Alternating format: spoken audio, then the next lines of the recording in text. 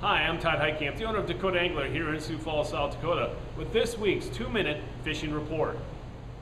Well, folks, it's that time of the year where the transition starts for the fish and also for us and the family lives as far as the kids going back to school and everything else. So time becomes a little bit more, let's say, difficult to find to go out and hit the lakes, and we can really see that with the number of reports that were coming in. But guys that went out really had some success. I mean, you talk about Bitter. Bitter's been doing really well all summer long, but it seemed like that lake really picked up this past week with a lot of quality fish coming out of there, especially off the west side. But guys are really doing well up there with a combination of minnows as well as crawlers. Other lakes in the northeastern part of the state that did fairly well include Wabae, Indian Springs, and then a few walleyes being caught at Reed, Dry Lake by Florence, as well as Enemy Swim. Down the southeastern part of the state, the lakes seem to be kind of more consistent than up in the northeast, but you had to move around to find those active fish. And those lakes included Ponset, and you had to sort quite a bit at Ponset. That's been the story all summer long. And then Dry Lake by Willow Lake. And again, continue to be very cautious out there for a lot of the hazards out there.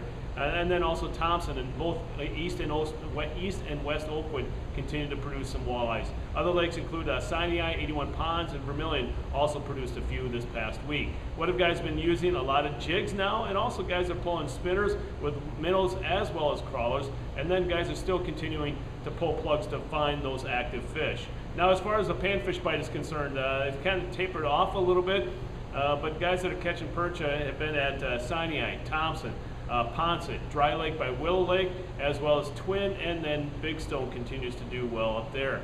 The crappie bite has definitely been tapered off this past week, but guys are catching a few crappies at Ponset, Thompson, as well as Sinai. And then the bluegill continued to go really strong at Buffalo, as well as Enemy Swim, and then also Lake Pahoja, and then also Lake Elvin. What have guys been using? A lot of small ice fishing jigs, and then live bait, waxworms and maggots and small minnows, and we have plenty of that on hand here at the store. Folks, in this week's version of Todd's Tackle Tips, we're going to talk about something that maybe a lot of you walleye fishermen haven't thought about using before, and that's artificial frogs.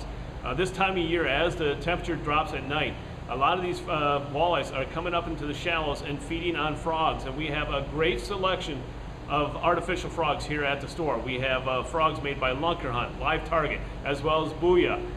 Stop on by and take a look at the great selection. And all you really do is you cast from shore, cast from the boat towards shore, I should say, and then just slowly retrieve. They're going to be a very shallow water type of bait, and these walleyes will attack those frogs. Now, it may sound stupid to you, but all of you that have used them before know what I'm talking about. So make sure you stop on by the store and take a look at the great selection of frogs. Also, if you're into bass fishing, take a look at all of our bass fishing equipment here at the store. If we don't have what you're looking for, let us know. We're looking forward to bringing more bass fishing equipment in next year. Let us know, and we'll be your supplier for bass equipment next year. Now it's time to take a look at a few photos that you sent in to me this past week.